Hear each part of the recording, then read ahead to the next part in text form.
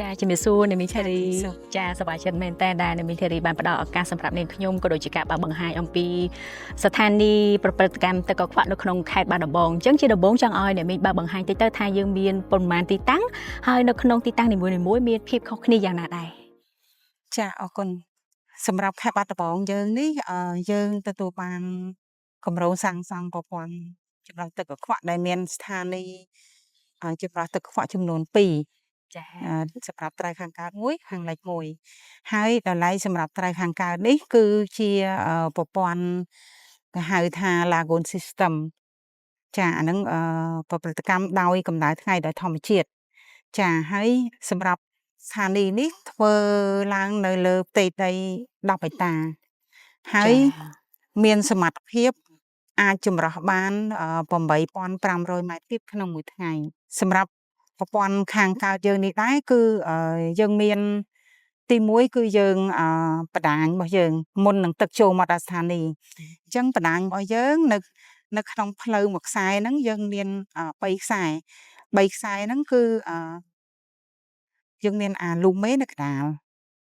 កណ្ដាលហើយកណ្ដាលហ្នឹងគឺវាលំហូរធម្មជាតិហើយយើងមានអាកាសតាមចាងផ្លូវហ្នឹងគឺលូរងហ្នឹងគឺសម្រាប់ប្រមូលតាមផ្ទះប្រជាពលរដ្ឋហើយយើងមានអាចជា60ម៉ែត្រអីមួយយើងមានដងលូចាគេហៅមែនហូលហ្នឹងភ្ជាប់មកលូមេដើម្បីឲ្យវាលំហូរធម្មជាតិមកចូលទៅស្ថានីយ៍បូមរងស្ថានីយ៍បូមរងហើយមិនបានចាំបាច់ធ្វើស្ថានីយ៍បូមរងដោយសារឋានដីខេត្តបាត់ដំបងយើងនេះគឺវារាបស្មើអញ្ចឹងនៅពេលដែលយើងធ្វើលំហូរធម្មជាតិតែកាលណាកាន់តែឆ្ងាយកាន់តែជ្រៅអញ្ចឹងបានយើងមានធ្វើស្ថានីយ៍បូមរងហ្នឹងគឺបូមដើម្បីកាត់បន្ថយអាចជំរឿហ្នឹងបូមបញ្ជូនមកស្ថានីយ៍បូមធំអញ្ចឹងស្ថានីយ៍បូមធំប្រមូលហើយស្ថានីយ៍បូមធំហ្នឹងបូមមកស្ថានីយ៍ចម្រោះយើងនេះដែលទីតាំងយើងនេះហើយស្ថានីយ៍ចម្រោះហ្នឹងក្នុងស្ថានីយ៍ចម្រោះយើងមាន7ស្រះចំនួន7ស្រះចាក្នុងហ្នឹងយើងមាននិយាយទៅសរុបមកផ្ទៃដីហ្នឹង9ស្រះប៉ុន្តែយើងនៅសល់2ស្រះទុកសកួរនៅថ្ងៃអនាគតនៅពេលដែលយើងមានដំណើរជាពលរដ្ឋកាន់តែច្រើនទឹកខ្វក់យើងកាន់តែច្រើនអញ្ចឹងណាអញ្ចឹងអ្វីដែលយើងកំពុងតែប្រតិបត្តិការគឺ7ស្រះ7ស្រះគឺស្រះដំបូង2ហ្នឹងគឺបូមទឹកមកចូលស្រះ2ហ្នឹងចូលស្រះ2ហ្នឹងស្រះហ្នឹងបើយើងនិយាយពាក្យសាមញ្ញទៅគឺវារងកកភក់នៅហ្នឹងណាហើយបាក់តេរីណានេះវាធ្លាក់ចុះក្រោមអីចឹងណាហើយយើងមានផ្លាត់ធីងសណាញ់ហ្នឹងដើម្បីឲ្យទឹកហ្នឹងហូរមិនឲ្យហូរត្រង់ទេឲ្យហូរបត់បែនអីចឹងទៅដើម្បីមានពេលវេលាធ្វើប្រតិកម្មមួយថ្ងៃអញ្ចឹងហើយចាញ់ពីហ្នឹងហើយក៏ចូលស្រះទី3នេះស្រះទី3ហ្នឹងដូចឃើញក៏ចឹងដែរនេះគេធ្វើអាស៊ូខំមិនមែនអត់ប្រយោជន៍ទេអាហ្នឹងចាអញ្ចឹងទឹកវាហូរបត់បែនអញ្ចឹងទៅហើយចុងក្រោយគឺចាញ់ទៅខាងចុងនោះអញ្ចឹងអាសម្រាប់ហ្នឹងក្នុងស្រះតែមួយសម្រាប់មិនមែនអានេះទេណាសម្រាប់អាចុងនោះអាកណាត់ចុងក្រោយហើយក៏ហូរយើងធ្វើតាមប្រព័ន្ធយើងមកហូរចេញទៅបន្លាយធម្មជាតិចាទឹកហ្នឹងអាចស្រ័យស្រពបានហើយមួយទៀតនៅពេលនេះយើងមានភក់មានស្រះភក់គេហៅស្រះសមុទ្រភក់ចាស្រះទីនៅដើមគេហ្នឹងប៉ុន្តែយើងរៀបរាប់មិញគឺអាហ្នឹងវាទី7ហើយចានៅពេលអាស្រះទី1ធម្មតាវាមកវាមិនរងចាអញ្ចឹងនៅពេលដែលភក់ដល់កម្រិតណាមួយគេហៅស្លាច់ណាដល់កម្រិតណាមួយគឺយើងបូមអាហ្នឹងយកទៅដាក់នៅក្នុងស្រះហ្នឹងអូចាហើយអាចថាថ្ងៃក្រោយយើងនឹងរៀបចំរថយន្តបូមលូបូមបកុនអីហ្នឹងយើងមកយើងចាក់នៅកន្លែងមានកន្លែងចាក់ហើយអាហ្នឹងវាទៅនៅក្នុងអាស្រះនោះដែរចាហើយនៅពេលសម្ងួតអីហើយយើងទៅនិយាយទៅវារាប់ឆ្នាំមកវាពេញអញ្ចឹងនៅពេលដែលពេញយើងមានប្រសេះបន្តហ្នឹងទៀតហ្នឹងចានេះមីនៅក្នុងទីតាំងទាំងពីរនេះណាថាវាមានសមត្ថភាពខុសគ្នាយ៉ាងណាក៏ដូចជាបច្ចេកវិទ្យានាពេលបច្ចុប្បន្នហ្នឹងវាខុសគ្នាយ៉ាងណាដែរអាចជឿនលឿនជាងមុនឬក៏យ៉ាងណាចាហ្នឹងហើយមិញខ្ញុំរៀបរាប់ស្ថានីយ៍ខាងកើតនៅស្ថានីយ៍ខាងលិចហ្នឹងគឺយើងទំនើបជាងអានេះអូចាទំនើបជាងដោយសារវាជាគេហៅ PTS ហ្នឹងអាហ្នឹងdrinking filter ណាយើងមានវាយបំបែកទឹកយើងមានទាញគ្របយកហ្គាសយកអីចឹងណាចាហើយនឹងមានគីអាសារធាតុអណ្ដែតលើទឹកអីចឹង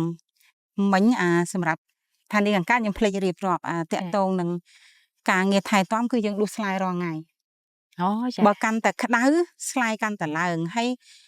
ស្លែហ្នឹងកាលណាយើងថែទាំបានល្អគឺគុណភាពទឹកបានល្អអញ្ចឹងមើលស្រះនេះគឺដូចទឹកនេះដូចប្រភពទឹកធម្មជាតិអញ្ចឹងវាស្អាតដោយសារស្លែឡើងគឺយើងដួសរាល់ថ្ងៃយើងមានអ្នកដួសស្លែប្រចាំចាហើយខាងលិចនោះ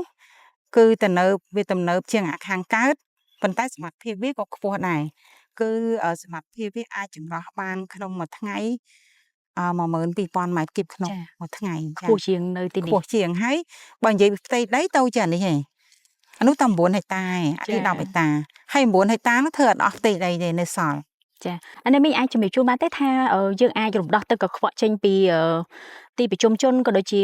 ក្រុងបាត់ដំបងប្រហែលប្រហែលទីតាំងដែរឬក៏មានប្រហែលចំណុចទៀតដែលយើងកំពុងតែធ្វើការតភ្ជាប់ឬក៏ដើម្បីការថារំដោះទឹកចេញមកណាដោយសារគម្រោងមុននេះគាត់ប្រមូលពីសង្កាត់រតនៈនិងព្រៃពិស្ដាច់ប៉ុន្តែក្នុងសង្កាត់ហ្នឹងក៏យើងអត់តាន់បាន 100% ដែរចាអញ្ចឹងនៅអាកន្លែងដែលយើងអត់តាន់តហ្នឹងគម្រោងក្រោយហ្នឹងនឹងបន្ថែមតអាហ្នឹងហើយនឹងនៅស្រុកសង្កែដូចខ្ញុំជ្រាបមិញដែរគឺនៅផ្សារលង្វិលហ្នឹងក៏ប្រជុំជននេះដែរអញ្ចឹងអាចថាជំហានក្រោយទៀតនឹងទាញយកមកទៀតអញ្ចឹងស្ថានីយ៍នេះនៅទទួលបានពួកអីយើងដំណើរការរងៃវាអត់តាន់ពេញអ្នកមីងធីរីបានជម្រាបជូនយ៉ាងក្បោះក្បាយបែបនេះថាតើមានពាក្យពេចន៍ក៏ដូចជាការសំណូមពរយ៉ាងណាខ្លះដែរទៅដល់បងប្អូនប្រជាពលរដ្ឋឲ្យគាត់មានការសហការក៏ដូចជាបង្កើននៅប្រសិទ្ធភាពបន្ថែមទៀតណាចាជាចុងក្រោយនេះក៏សូមអរគុណ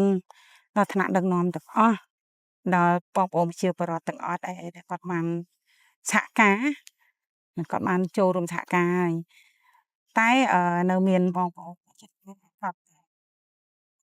នៅមានការយល់ដឹងអីហើយគាត់ការប្រើប្រាស់គាត់គាត់ត្រូវបានត្រឹមត្រូវចាអញ្ចឹងគាត់សំណូមពរឲ្យគាត់បដូរអីយ៉ាបត់ដោយសារការរស់នៅរបស់យើងវាកាន់តែសេរីវិល័យឯងទៅជាកាន់តែសេរីវិល័យយើងមានបណ្ដាញអីអញ្ចឹងអីយ៉ាបត់យើងទៅតាមនឹងដែរទស្សនិកជនជាទីគោរពកម្មវិធីបានឈានដល់ទីបញ្ចប់នៃខ្ញុំខណ្ឌតិតវិរិយារួមទាំងអ្នកមីងកឹមសកុនធីរីដែលជាអនុប្រធានមន្ទីរសាធារណការនិងដឹកជញ្ជូនខេត្តបាត់ដំបងរួមនឹងក្រុមការងារសូមអរគុណសូមគោរពលា